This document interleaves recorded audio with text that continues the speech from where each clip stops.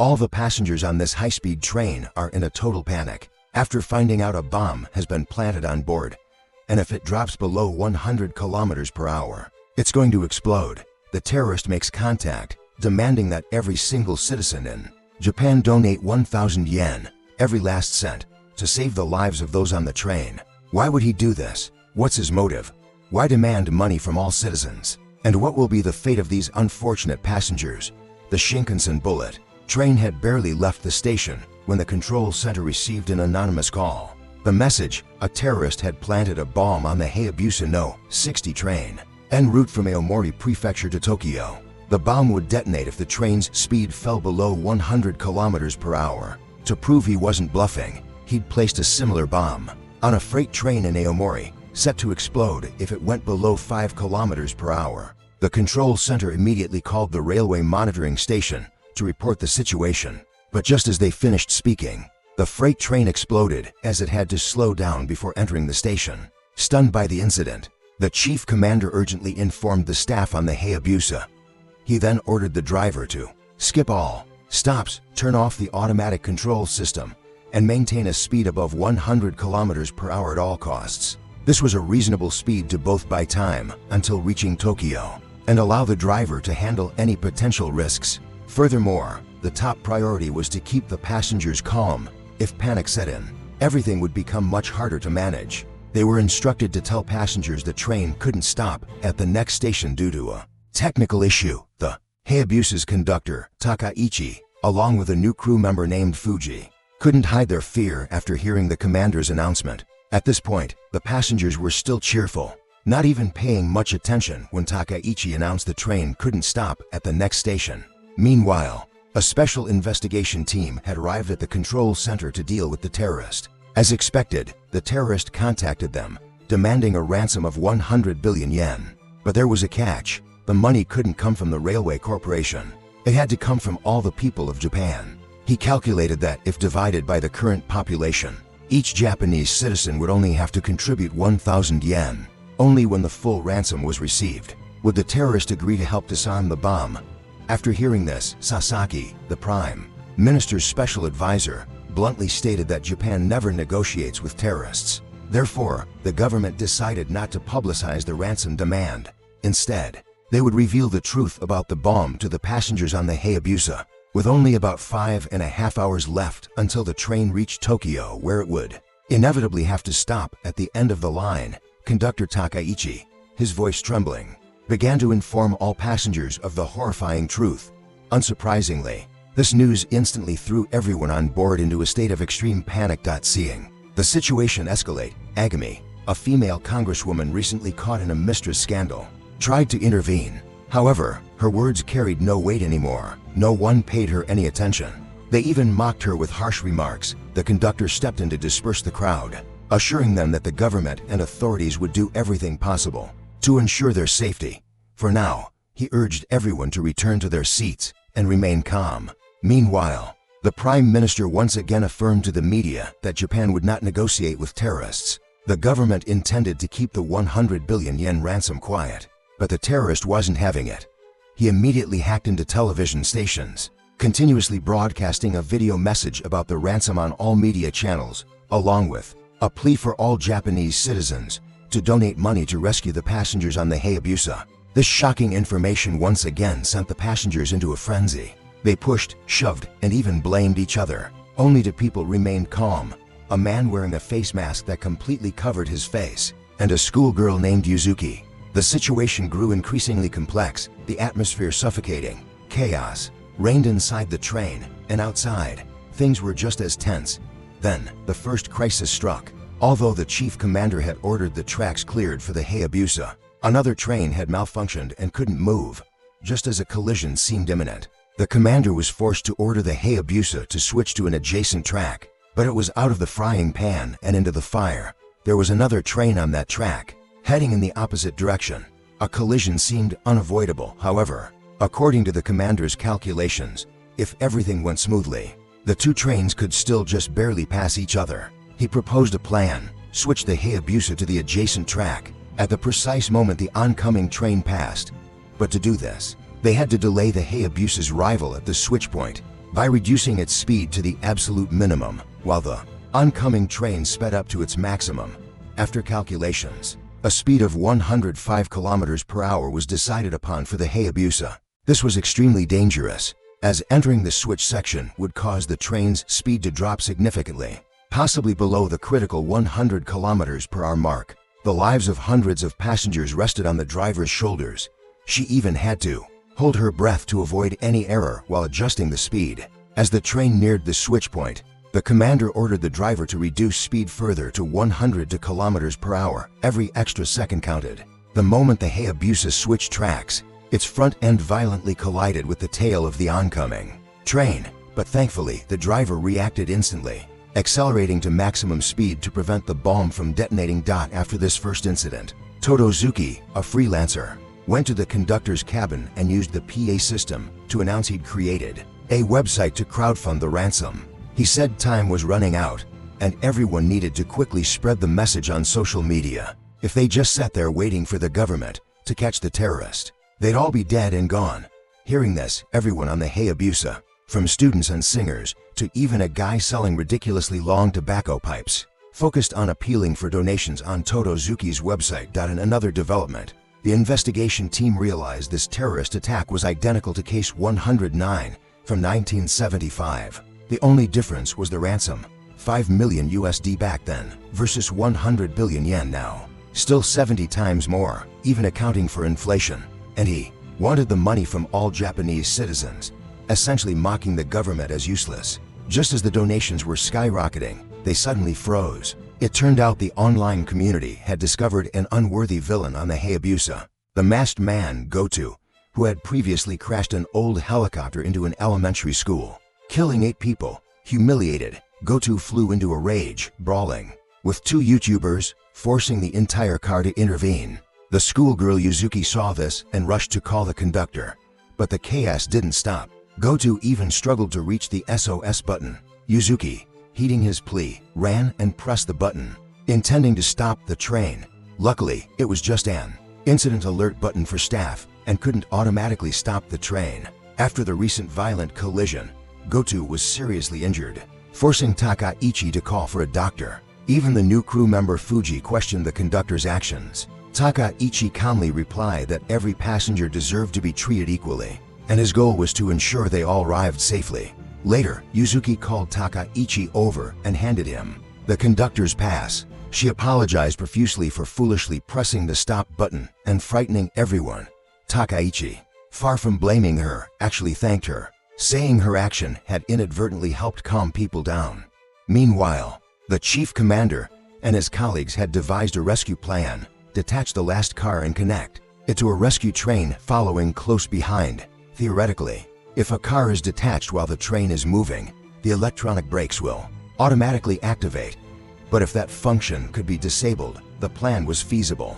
Conductor Takaichi immediately summoned a skilled electrician to assist. A short while later, a test train ran parallel to the Hayabusa, transferring tools for detaching the car via a makeshift zipline system. Once preparations were complete, engineers began directing the operation remotely. Under their guidance, the skilled electrician managed to disable the emergency braking system and then disconnect the electrical system of the last car from the train. Takaichi, waiting for this cue, immediately rushed to the last car to uncouple the physical connection between the 2 cars. It looked easier than it was. The train was hurtling along at 120 kilometers per hour. The slightest mistake could send the person performing the task to their grave. After some struggling, the team successfully detached the car. Thankfully, Takaichi managed to jump back to the main train just before the last car exploded. As everyone had suspected, there was more than one bomb on the Hayabusa. Determining how many bombs remained and which cars they were on was an incredibly difficult task. A little later, the rescue train approached and began the process of connecting to the Hayabusa. A temporary bridge was created across the gap, while both trains were moving at breakneck speed. The terrorists surely never dreamed of this scenario. Following instructions from the crew, passengers, one by one, left their luggage behind and began crossing the small bridge. As most people had safely crossed, the donation money on Todozuki's website became meaningless. At the same time, Goto woke up and started causing a commotion on the Hayabusa. He swung a baseball bat wildly, adamant about staying behind and not transferring to the rescue train. He saw this as his only chance to atone for those who had died. Just then, a group of schoolgirls realized Yuzuki was missing, prompting their homeroom teacher to go back and find her. Congresswoman Agami heard this and also got up to follow. The group had barely reunited when the rescue train suddenly activated its emergency brakes. As a result, the Hayabusa was also forced to slow down. The connecting bridge between them couldn't withstand the pressure and snapped in two. This meant Takaichi's group would have to remain on the Hayabusa. If things continued like this, both trains would surely explode. The driver had no choice but to accelerate to maximum speed to completely separate from the rescue train.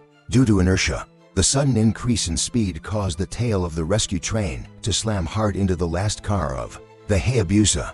This impact caused a piece of metal to impale Fuji's shoulder. After the collision, the Hayabusa's rear was also crushed, blocking the passageway. Fuji's wound was too severe, making it impossible to stop the bleeding. He lost consciousness shortly after due to excessive blood loss. The number of people trapped on the Hayabusa was now 9, 6 passengers, and 3 crew members. However, the control center couldn't attempt another rescue using the old method, as the train's design didn't allow for detaching multiple cars simultaneously. Time was running out, and the government had to consider the possibility of the bomb exploding in an urban area. This would cause immeasurable damage, as most of the government's key agencies were concentrated in Tokyo. With so few people left, the ransom donations had all but frozen. In the worst-case scenario, the government would be forced to stop the train before it reached Tokyo Station. Hearing this, young Yuzuki asked for permission to stand up and call her father. At that moment, the conductor happened to see a Trans-Japan Railway poster and suddenly had an idea. He immediately called the chief commander to present his plan: connect the inner-city railway lines to allow the train to continue moving straight through Tokyo. If they started the plan immediately, there was still time. They had a total of 2.5 hours to execute it if the government approved. Over at the command center, the Prime Minister's advisor swallowed hard, then promised to take care of the permits so everyone could focus on contacting the railway workers. Meanwhile, Yuzuki was on the phone with her father, looking around his house. She saw police medals and commendations everywhere. It turned out Yuzuki's father was a former police officer, credited with a major achievement in Case 109. He was said to have shot down the terrorist before anything worse could happen.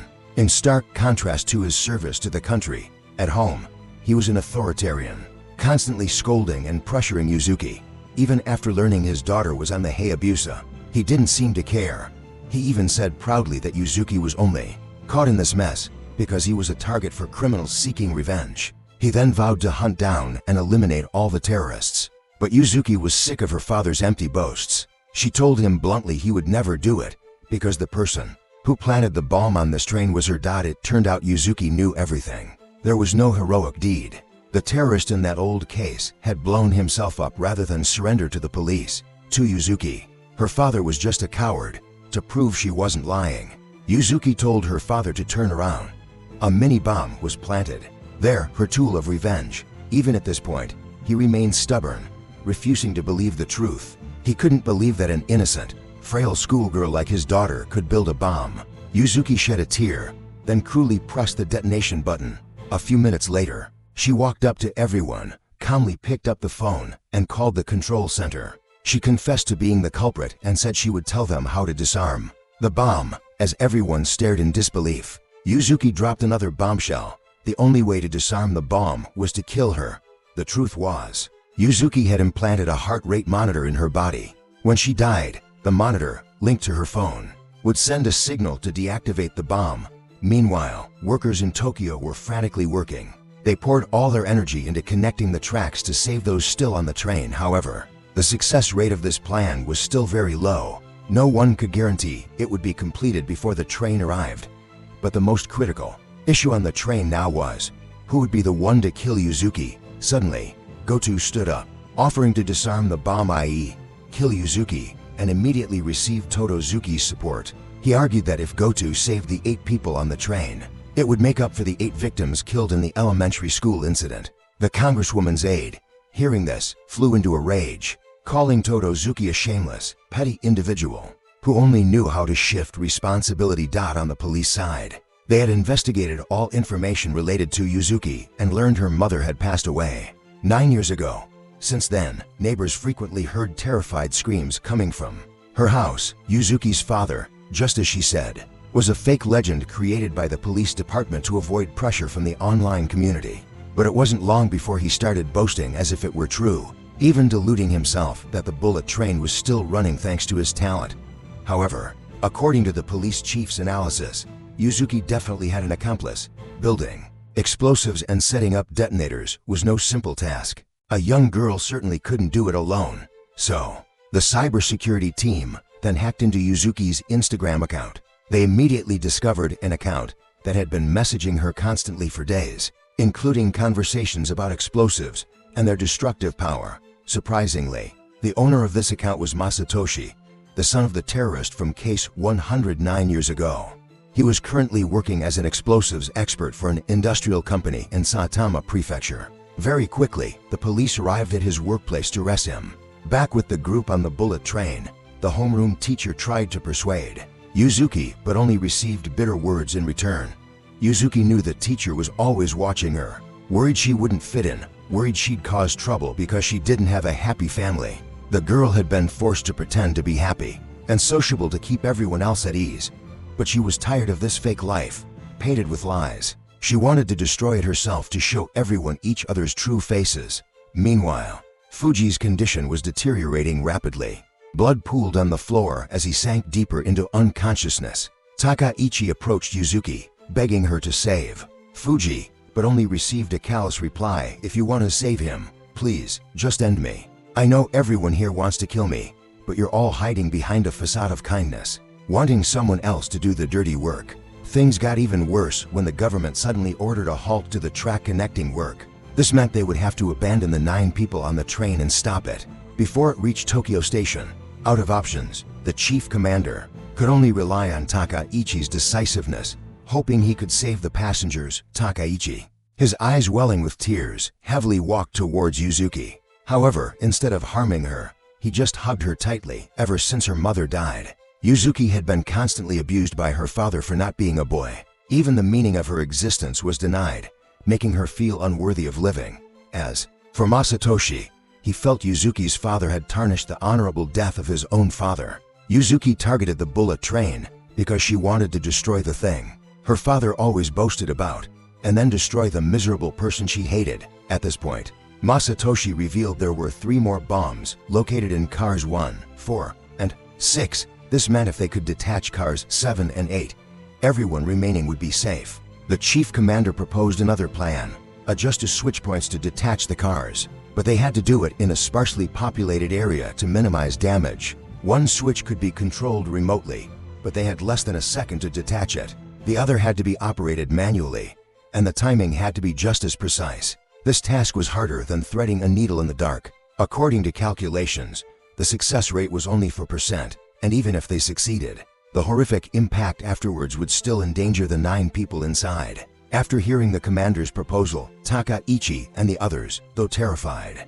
agreed to proceed, because if they didn't, there was no other way to save their lives. Everyone on the train frantically searched for anything they could use as padding to protect themselves. Takaichi had to pry the driver's hand from the controls because she had been gripping it for so long. The driver set the speed to a constant 120 kilometers per hour and then went down to the lower car. Meanwhile, outside, water barriers were being set up and rescue vehicles were meticulously prepared.